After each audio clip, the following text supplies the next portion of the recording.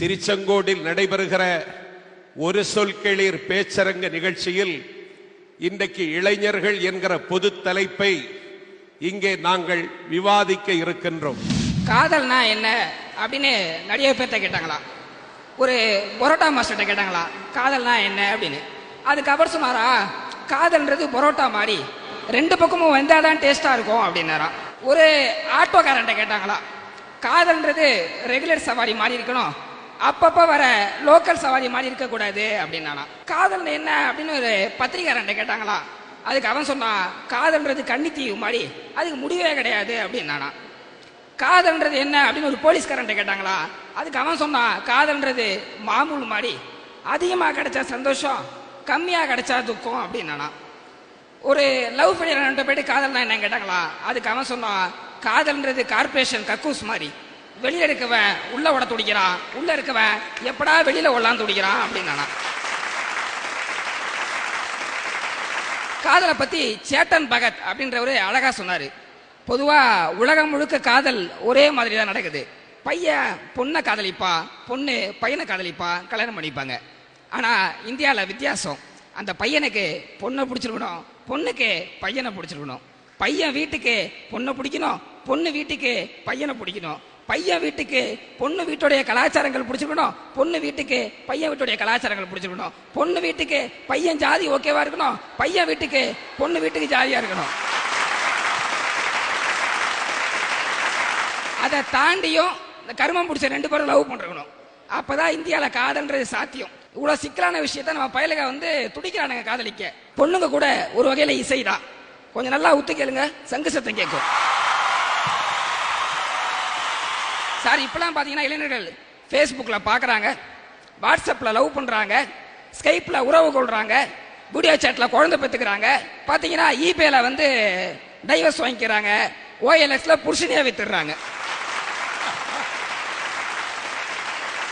சிவன் காதலிச்சா திருவிளையாடல், பெருமாள் காதலிச்சா பெருமை, கிருஷ்ணன் காதலிச்சா லீல. ஆனா நீங்க காதலிச்சா ஈவ்டீசிங் ஆச்சே. அதை புரிஞ்சுக்காம சுத்துறீங்களே.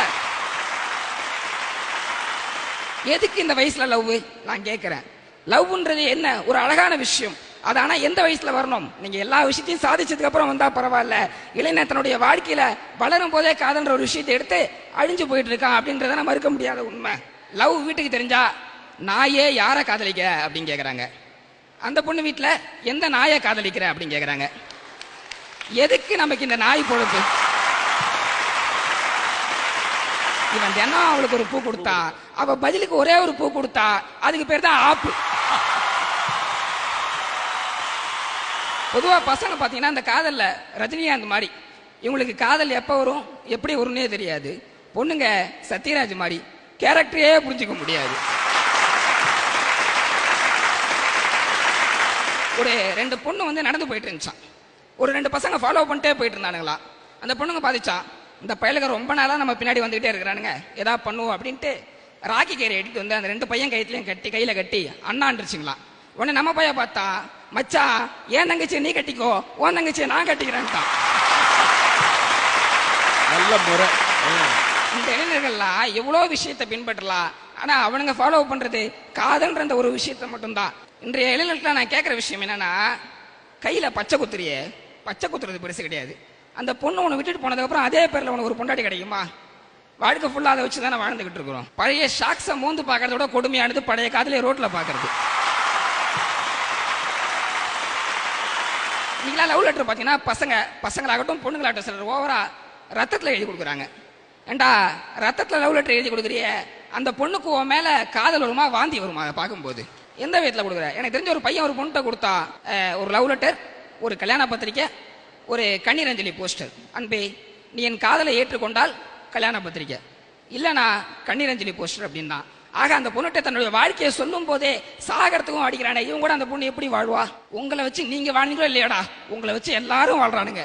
செல்போன் கடைக்காரன் வாழ்றான், சிம் கடைக்காரன் வாழ்றான், ஐஸ்கிரீம் கடைக்காரன் வாழ்றான், இளநீ கடைக்காரன் வாழ்றான். அதுவும் இளநீ கடையில பாத்தீங்கன்னா ஒரு இளநில வாங்கி 2 ஸ்டாப் போட்டு குடிப்பாங்க. அப்போ விட மாட்டான், 3 இளநீ வாங்கி குடிச்சாதான் விடுவான்னு குடிச்சு விட்டு அனுப்பிச்சுட்டுருவான். அது எப்படி 20 வருஷமா பெத்து வளர்த்த ஒருத்தவங்களை விட்டுட்டு 20 நாளே ஆன ஒரு பையன் தான் தான் வாழ்க்கைக்கு முக்கியம் எப்படி முடிவு பண்றீங்க? அது எப்படி உண்மையான காதலா இருக்கும்?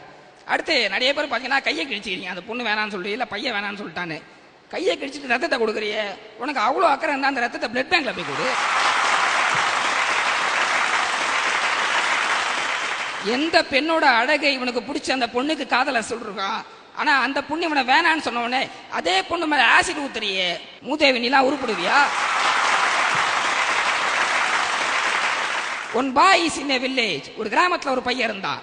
he have a close friend, அவனுக்கு ஒரு நெருங்கிய நண்பன் இருந்தான். the village boy love one girl, அந்த கிராமத்து பையன் ஒரு பொண்ணை காதலிச்சான்.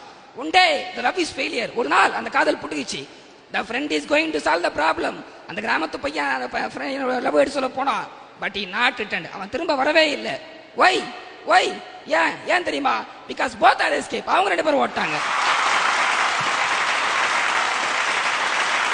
இன்னைக்கு லவ்லாம் இவ்வளோ கேவலமாக போயிட்டு இருக்கு. தயவு செய்து இளைஞர்களே, உங்களுடைய பாதையை வேற விஷயத்துல போடுங்க. அப்துல் கலாம் உங்களை 2020 இந்தியா வல்லரசுன்னு கனவு காண சொன்னா, நீங்க காண்ற கனவோ கலர் மேலவா இருக்கிறது. இளைஞர்களே, காதலியுங்கள். காதலில் விடும் சந்தியாவை அல்ல, சிக்கலில் தவிக்கும் நாம் இந்தியாவை என்று இந்த நேரத்தில் தெரிவிச்சுக்கிறேன்.